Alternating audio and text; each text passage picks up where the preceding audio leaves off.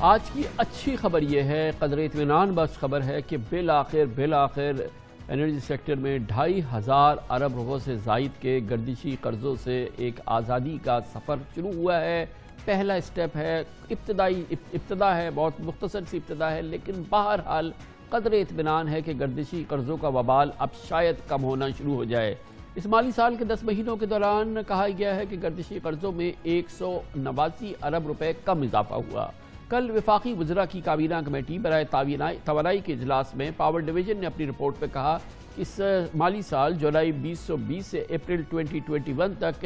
Energy sector کے گردشی قرضوں کا حجم 260 ارب روپے رہا، جو پچھلے سال کے اس دورانیے میں 449 ارب روپے تھا۔ اس طرح اس سال اب تک گردشی قرضوں کے اضافے میں 189 بلین روپیز کی کمی آئی ہے۔ پاور ڈویژن کہتا ہے کہ اس مالی سال کے اختتام تک گردشی قرضوں میں اضافہ پچھلے سال کے مقابلے میں 38% کم ہو جائے گا۔ اس سال گردشی قرضے 330 ارب روپے تک محدود ہو جائیں گے، جبکہ پچھلے سال سرکولر ڈیٹ میں 538 ارب روپے اضافہ ہوا تھا۔ یہ سب کچھ اپنی جگہ مناسب بات ہے، لیکن یہ سب کچھ آج بھی اس پورے معاملے کے حوالے سے اونٹ کے منہ میں زیرے کے مترادف ہے، کیونکہ بجلی کے سرکاری اداروں میں نمایاں بہتری آنا باقی ہے۔ اب بھی بجلی کے 10 ڈسکوز جینکوز مسلسل قومی خزانے کا خون چوس رہے ہیں، مس مینجمنٹ اور یہ تمام مسائل اپنی جگہ موجود ہیں۔ مگر بہرحال اس عمدہ خبر پہ بات کرنے کے لیے ہمیں جوائن کر رہے ہیں۔ حالیہ مہینوں میں ہم نے دیکھا ہے کہ وفاقی وزیر توانائی کا عہدہ سنبھالا ہے جناب حماد اظہر، کابینہ کے بہت مؤثر وزیر ہیں، ہمارے ساتھ موجود ہیں۔ بہت بہت شکریہ حماد اظہر صاحب۔ یقیناً جیسے کہ میں نے عرض کیا، ایک نسبتاً بہتر خبر ہے، ذرا سے ایکسپلین کیجئے کہ یہ جو کمی آ رہی ہے جو بڑھاؤ میں، اس میں کتنا حکومتی کاوش کا حصہ ہے اور کتنا یہ جو ہم نے بجلی کے نرخ بڑھائے بے دریغ اس کا حصہ ہے؟ جی شکریہ کامران خان صاحب۔ سب سے پہلے تو یہ سمجھنے کی ضرورت ہے کہ بجلی کا جو شعبہ ہے اس میں مسئلہ کیا ہے جس کی وجہ سے سرکولر ڈیٹ جنم لیتی ہے۔ مسئلہ یہ ہے کہ جس قیمت پہ ہم بجلی خرید رہے ہیں بجلی گھروں سے اور جس قیمت پہ ہم بجلی بیچ رہے ہیں اس کے اندر ایک بہت فرق ہے۔ ہم نقصان پہ بجلی بیچ رہے ہیں اپنے صارفین کو، اور وہ ہر سال جو ہے وہ خسارہ اکٹھا ہوتا ہے جو پورا نہیں ہوتا اور وہ گردشی قرضوں میں جا رہا ہے۔ تو جب ہم آئے تھے تو کوئی 450-500 ارب کے سپیڈ سے گردشی قرضوں میں اضافہ ہو رہا تھا، اور اس سال اور ساتھ کیپیسٹی پیمنٹس بھی بڑھ رہی تھیں، یعنی کہ جو ہم کرایہ بجلی گھروں کو دیتے ہیں، جو ہم بجلی لیں یا نہ لیں، وہ بھی بڑھ رہا تھا۔ میں آپ کو مثال یہ دیتا ہوں کہ اس سال جس طرح آپ نے اپنے انٹروڈکشن میں کہا کہ ہماری گردشی قرضے جو ہیں وہ پچھلے سال 550 ارب سے بڑھے تھے، اس سال 350 ارب سے وہ صرف بڑھیں گے۔ یہ اس چیز کے باوجود ہے کہ ہماری کیپیسٹی پیمنٹس اس سال پچھلے سال کی بنسبت 400 ارب روپے زیادہ ہیں۔ تو 400 ارب روپے بجلی گھروں کو زیادہ دینے کے باوجود کرائے میں ہم نے پھر بھی یہ کوئی 200 ارب روپے سالانہ کے حساب سے گردشی قرضوں میں ہم کمی لے کے آئے ہیں،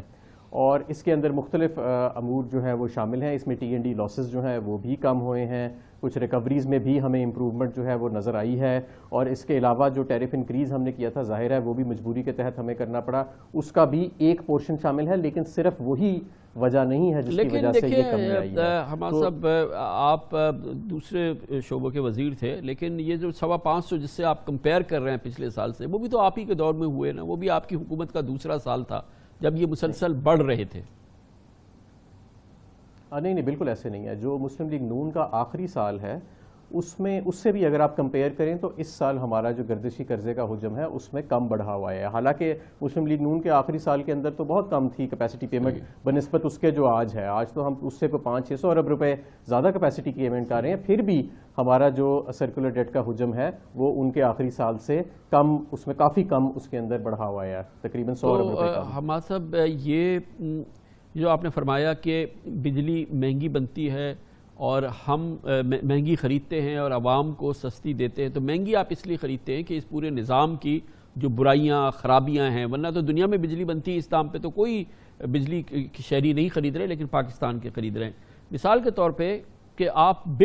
جو بل آپ کرتے ہیں اس میں سے اس سال آپ کو 200 ارب روپے وصول نہیں ہوں گے۔ آپ بلنگ کریں گے اور پورے علاقے ہیں جہاں سے آپ کو کوئی بجلی، جو کاروبار ایسا ہو جس میں سے آپ کو 200 ارب روپے وصول ہی نہ ہو، جو کہ پچھلے سال 80 ارب تھے، اس سال سے 200 ارب کے قریب ہوں گے، تو اس کا کیسے ہو سکتا ہے کہ وہ کسی صورت سے بھی وہ ایک وائبل کاروبار ہو اور اس میں پھر یقیناً اس کا بوجھ عوام کو ہی پڑ رہا ہے؟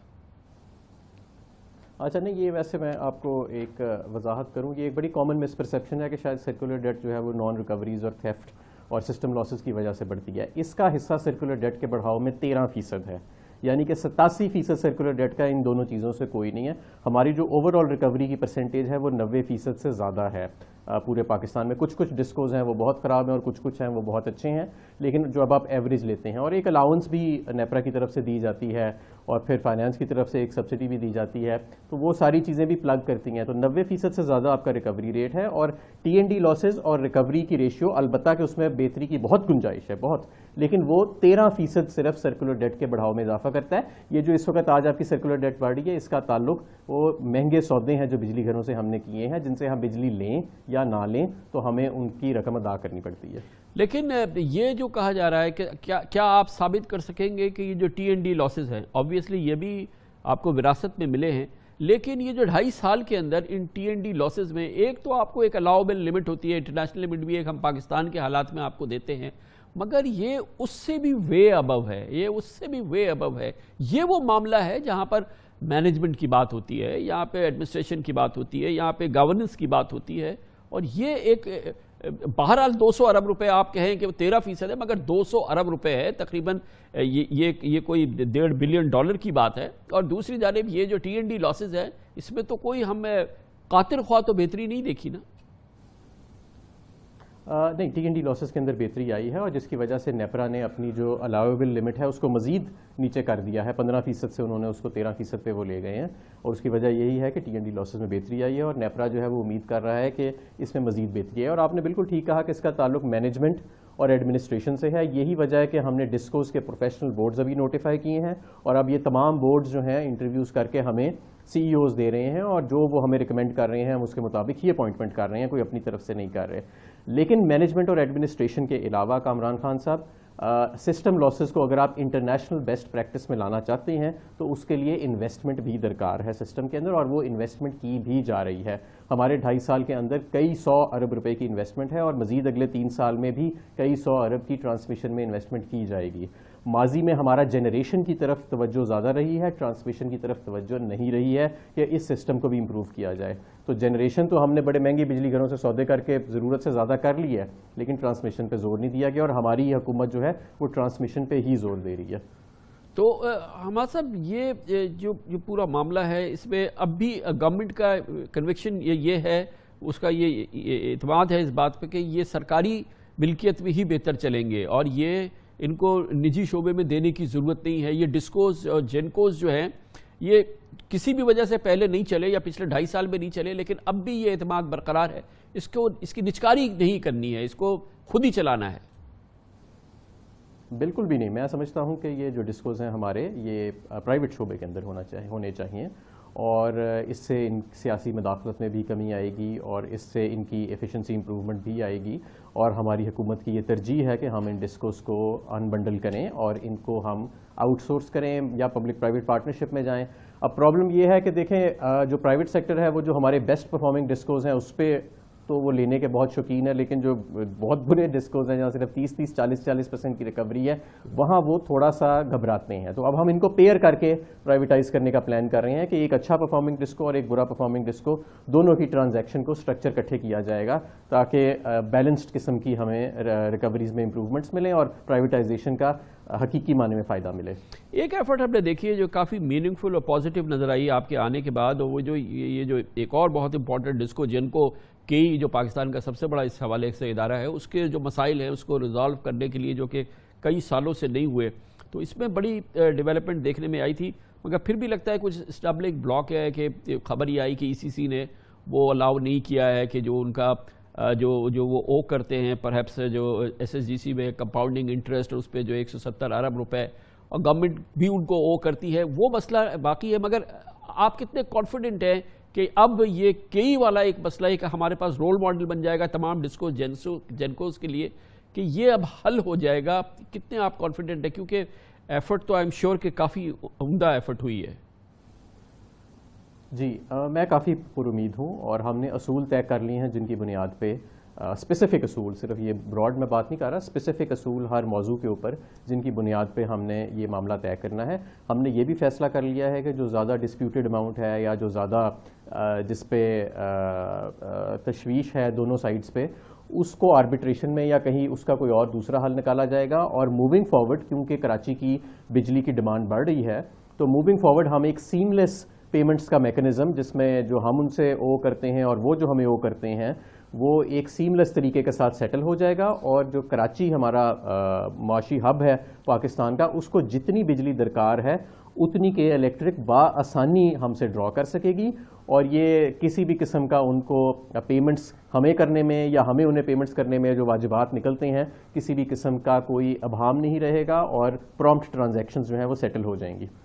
तो ये जो आर्बिट्रेशन करनी है, ये खबर आई थी कि जस्टिस तसद्दुक़ हुसैन जिलानी आर्बिट्रेटर होंगे, ये क्या ये कंफर्म बात है या इसका भी डिसाइड होना बाकी है?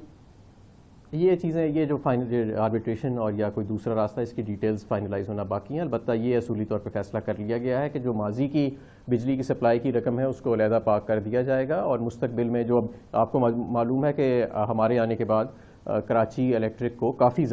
100 मेगावाट ज़्यादा रोज़ाना के बुनियाद पे बिजली जो है वो सप्लाई की जा रही है,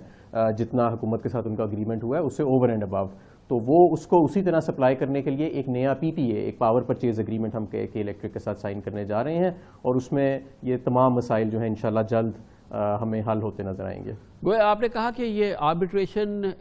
मस्ट नहीं है, वैसे ही शायद ये मसाइल हल हो जाएंगे। और आप फरमा रहे हैं कि जितना डिस्प्यूटेबल अमाउंट्स हैं या जो सम्स हैं वो अलग पाक कर दिए जाएंगे और इसकी बुक्स फ़िलहाल जो है उसको क्लीन करके, ताकि मामला आगे बढ़ सके। एम आई राइट? ये आप सोच रहे हैं इस तरह से होगा? देखें, एक बहुत बड़ी रकम है जो हुकूमत को के इलेक्ट्रिक को करती है, और के इलेक्ट्रिक क्लेम करती है कि लगभग उसी रकम के करीब वो भी हुकूमत उनको करती है।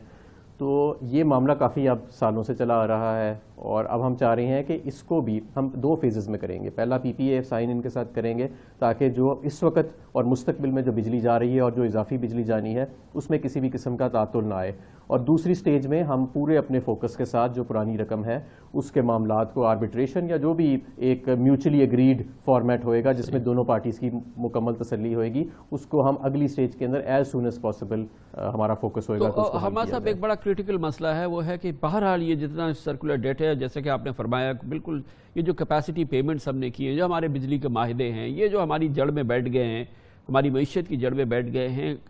कुछ तो IPPs के साथ अभी रेजोल्यूशन हुआ है, इनकी पेमेंट्स भी अभी शायद डिसबर्स तो नहीं हुई है, लेकिन आफ्टर ऑल इस पूरे सिस्टम को संभालने के लिए इस मसले की जड़ को पकड़ना होगा। उसके लिए क्या हो रहा है? हम उसके लिए दिन रात स्ट्रक्चरिंग कर रहे हैं, फाइनेंशियल मॉडल्स उसके लिए बना रहे हैं कि किस तरह हम अपने कंज्यूमर्स के ऊपर ये बर्डन को कम कर सकते हैं, एक्सेस कैपेसिटी का भी, ओवर कैपेसिटी का भी और एक्सेस कैपेसिटी पेमेंट्स का भी। इन जो पुराने बिजली घर थे उनके साथ मुआहदा हुआ है और उनमें से तकरीबन जो 40% रकम थी वो हम उसकी मंजूरी ले चुके हैं डिस्पर्स करने की, और इंशाल्लाह बाकी जो 60% में पेचीदगी हैं उसको भी हम हल कर लेंगे जल्दी। और उसके बाद फिर हम देखेंगे कि जो पीछे हमारे पास कैपेसिटीज़ रह जाएंगी उसको हम किस तरह मिनिस्ट्री ऑफ फाइनेंस के साथ मिल के उसको बेहतर स्ट्रक्चर कर सकते हैं कि हमारे लोगों के ऊपर